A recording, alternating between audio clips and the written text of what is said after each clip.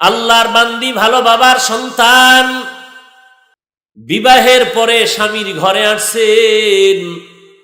দীর্ঘদিন স্বামীর ঘরে থাকার পর একদিন ডেকে বলেন, ও স্বামী আমার, তুমি আমাকে কি পরিমাণ মোহাব্বত করো? স্বামী ডাক দিয়া বলে, ও স্ত্রী, কেমনে বুঝাই তোমাকে কি পরিমাণ মোহাব্বত করি?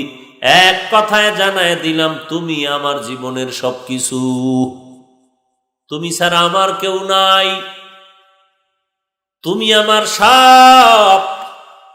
আল্লাহর বান্দি স্ত্রী ডেকে বলেন, স্বামী আমার, আমি যদি তোমার সব হই তো আমার জীবনের কোনো মনের আশা পূরণ করবানি? বলে, হ্যাঁ করব। বলে, কি পরিমাণ? বলে, বলতে দেরি হবে, তুমি যা চাইবা তার থেকে বেশি পূরণ করব।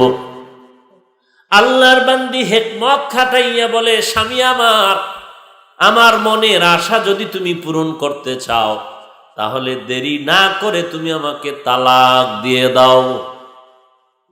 কি দিয়ে দাও? তালাক। স্বামী মাথায় হাত দিয়া বলে, সর্বনাশ, কি বললা হে আমার প্রাণের বিবি, এটা কি সম্ভব? বলে, তুমি ওয়াদা করেছো দিবা, ও আমার মনের আশাটা পূরণ করে দাও। বলে, সম্ভব না। বলে, ওয়াদা খেলাপ করতে পারবা না, যেহেতু ওয়াদা করেছো আমি চাইলে দিবা, তাড়াতাড়ি তালাক দিয়া দাও। বলে, হবে না। এবার আল্লাহর বান্দি সহ সমাধানের জন্য জামানার পয়গম্বরের দরবারে রওনা হয়ে গেল। স্বামী আর স্ত্রী দুজন যায়।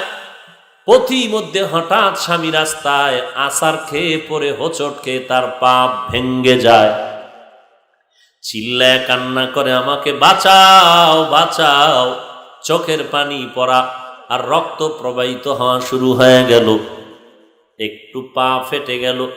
আল্লাহর বান্দি ডেকে বলেন, ও স্বামী আমার, চলো বাড়িতে চলো, পয়গম্বরের দরবারে যাওয়ার কোনো প্রয়োজন নাই।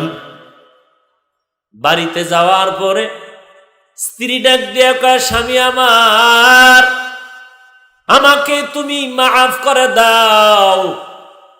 আমি যে কথাটা বলে তোমার সামনে ব্যক্ত করেছি, উড্ড করে নিলাম, তুমি মনে কোনো পেরেশানি নিও না।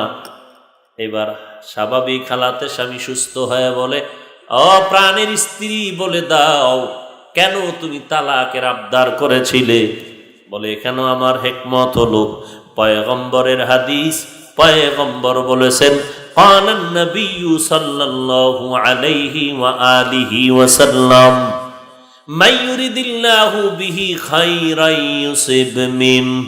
আল্লাহর নবী বলেন, আল্লাহ যদি কারো ভালাই চান তাকে মুসিবতের দ্বারা ধৈর্যের পরীক্ষা নিবেন।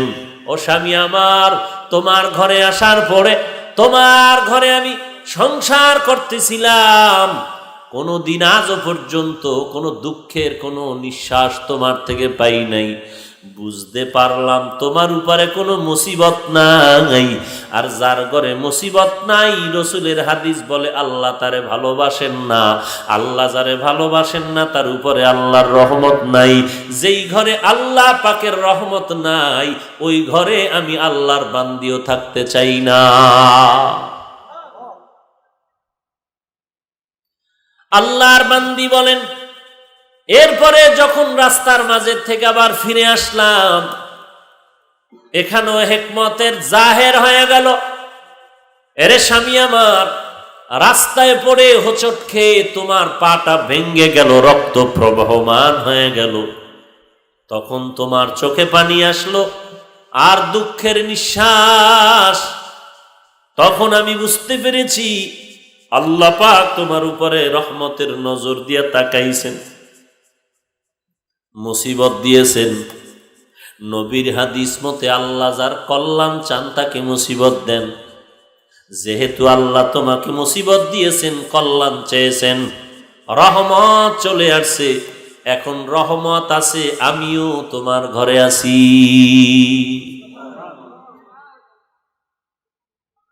ও যুবক, যারা বিবাহ করেছেন, এমন একজন আল্লাহর বান্দি যদি পাইতেন যে আপনি দোকানদারি করবেন আর আপনার স্ত্রী ঘরে বসে নামাজ পড়ে দোয়া করবে, আল্লাহ আমার স্বামী বাজারে যায়, সারাটা দিন দোকানদারি করে, কত মানুষ দুইটা বকা দেয়, গালাগালি করে, ঝগড়া করিয়া, এরপর বাসায় এসে তো মনটা খারাপ করে না, হাসি মুখে এসে খানা দেয়, বাজার পাঠায় দেয়।